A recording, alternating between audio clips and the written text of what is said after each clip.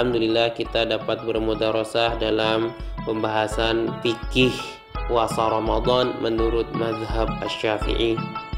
Dalam bahasa Arab, puasa disebut as-shaum.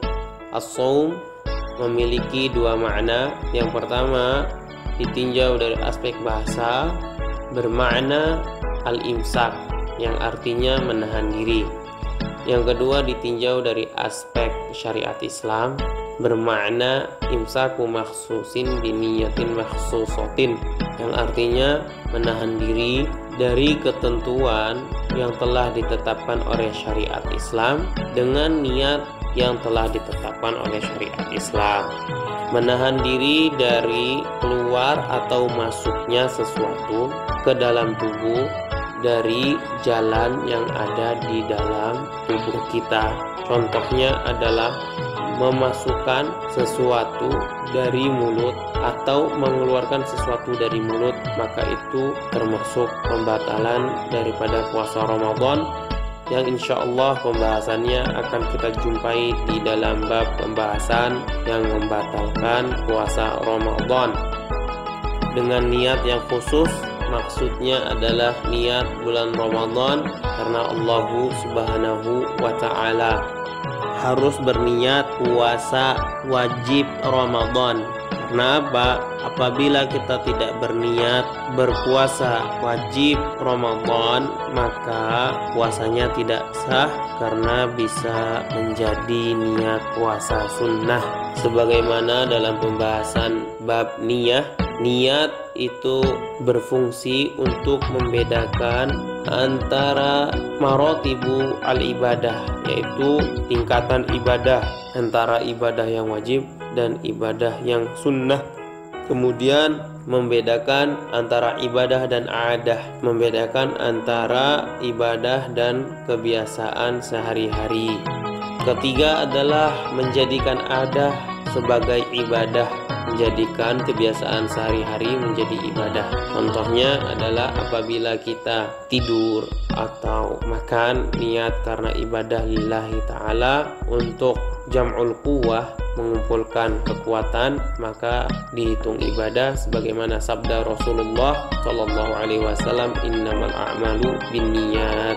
Oleh karena itu dalam pembahasan puasa Ramadan kita harus berniat puasa wajib Ramadan. Kapankah seorang muslim wajib melaksanakan bulan Ramadan? Maka apabila telah memasuki awal bulan Ramadan. Bagaimana seorang muslim mengetahui bahwasanya dirinya telah masuk di dalam awal bulan Ramadan? Maka yang pertama adalah melihat adanya hilal. Hilal adalah garis yang nampak di langit dari pancaran bulan, pertanda masuknya awal bulan. Karena dalam Islam hitungan bulan atau pergantian bulan ke bulan lain berpacuan kepada peredaran bulan. Dan apabila hilal tidak nampak karena satu dan lain hal, misalnya adalah cuaca yang buruk, maka seorang muslim akan menggenapkan hitungan bulan tersebut menjadi 30 hari, dan keesokan harinya seorang muslim wajib berpuasa Ramadan. Apakah wajib seorang muslim melihat hilal tiap individualnya? Maka jawabannya tidak. Cukup satu di antara banyak muslim di suatu wilayah yang melihat hilal. Apabila salah satu dari mereka telah melihat hilal, maka yang lain cukup melaksanakan bulan Ramadan di keesokan harinya tanpa harus melihat hilal. Tapi dengan syarat, siapakah yang bisa diterima pernyataannya tentang hilal Ramadan? Pertama adalah seorang muslim laki-laki yang lurus agamanya, memiliki akhlak yang baik di dalam kehidupan sosialnya, melihat dengan mata kepala sendiri secara sadar, tidak mabok atau pusing, dan berakal sehat, tidak gila atau idiot, bisa mendengar, tidak tuli, dan bisa melihat, tidak buta. Apabila ada seorang muslim di sebuah wilayah memberikan kesaksian tentang hilal Ramadan dengan tidak adanya syarat-syarat tersebut, maka kesaksiannya tidak bisa diterima.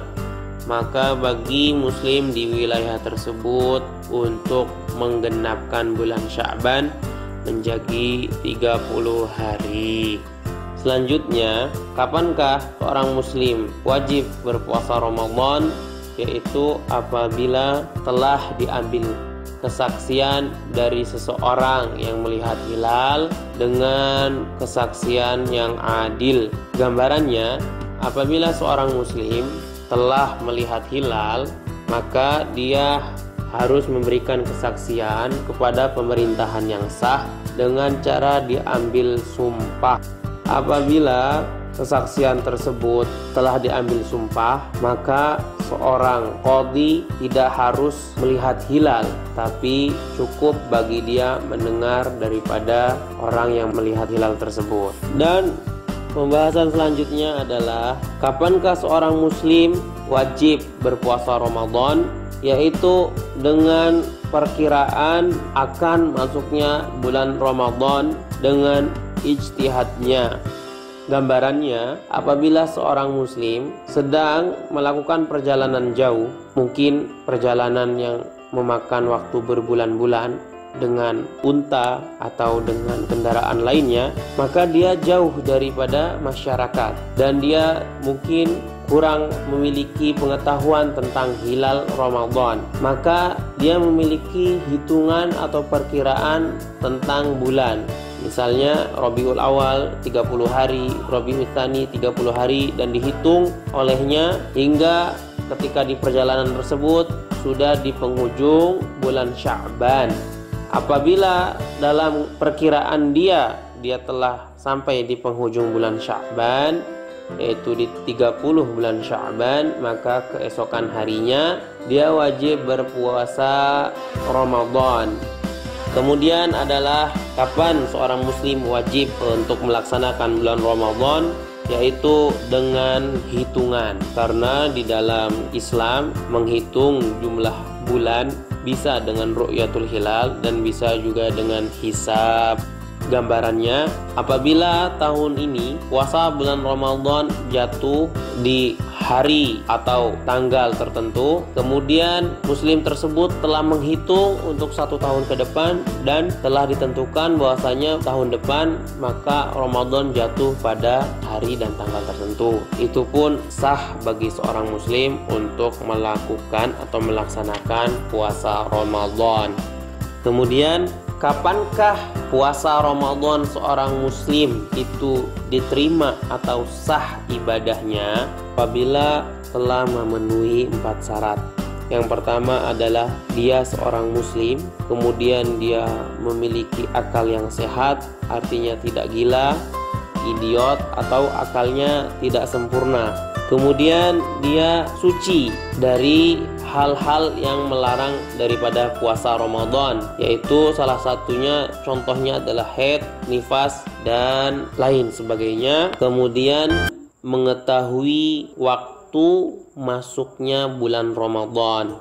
Kemudian adalah ilmu bikaunil waqt qabilan lisom, ketahui waktu-waktu diperbolehkannya berpuasa, yaitu dia tidak berpuasa di hari-hari atau di waktu-waktu diharamkannya bulan puasa, seperti hari-hari tasyrik dan hari Idain, yaitu Idul Fitri dan Idul Adha. Apabila seorang muslim berpuasa di waktu-waktu tersebut, maka puasanya tidak sah.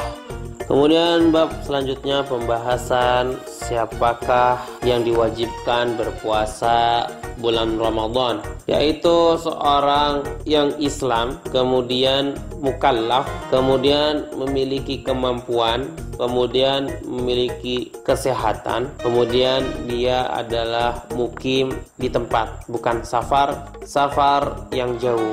Itu wajib bagi seorang yang apabila 5 perkara tersebut telah berkumpul kepadanya atau berkumpul di dalam dirinya. Apabila dari kelima perkara tersebut hilang di antara salah satunya, maka tidak wajib baginya berpuasa. Contoh, apabila dia adalah seorang kafir tapi dia telah mukallaf, yaitu akil balik, maka dia tidak wajib berpuasa. Atau dia muslim tapi dia belum sampai derajat mukallaf, maka dia tidak wajib berpuasa. Mukallaf adalah berkumpulnya antara akil dan balik. Kemudian kemampuan. Maksud kemampuan di sini adalah kemampuan panca indera. Berarti apabila seorang muslim balik tapi beruzur karena usianya yang telah lanjut, maka dia tidak wajib berpuasa Ramadan. Dan masuk pembahasan di sini tentang kemampuan, berarti keluar di dalamnya orang-orang yang haid dan nifas atau ibu menyusui.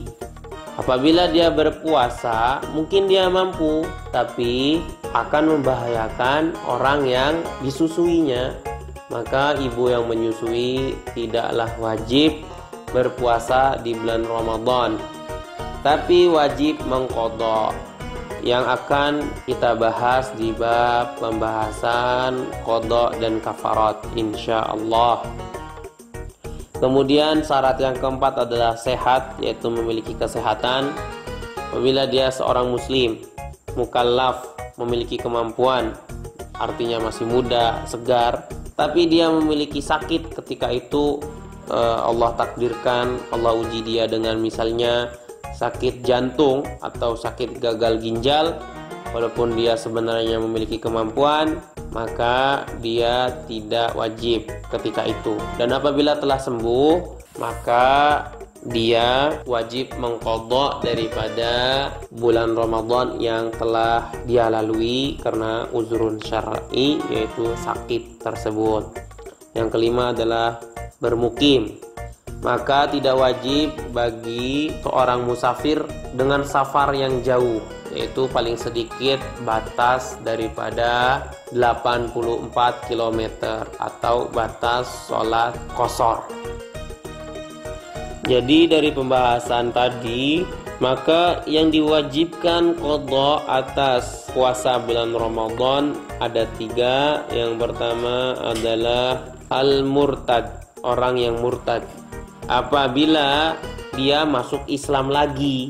Kalau murtad kemudian dia kafir, maka tidak wajib mengqadha. Yang kemudian dia adalah seorang haid. Apabila dia di bulan Ramadan dia haid, tidak boleh berpuasa, maka dia wajib mengqadha daripada yang dia lalui di puasa bulan Ramadan. Begitu pula ibu yang menyusui.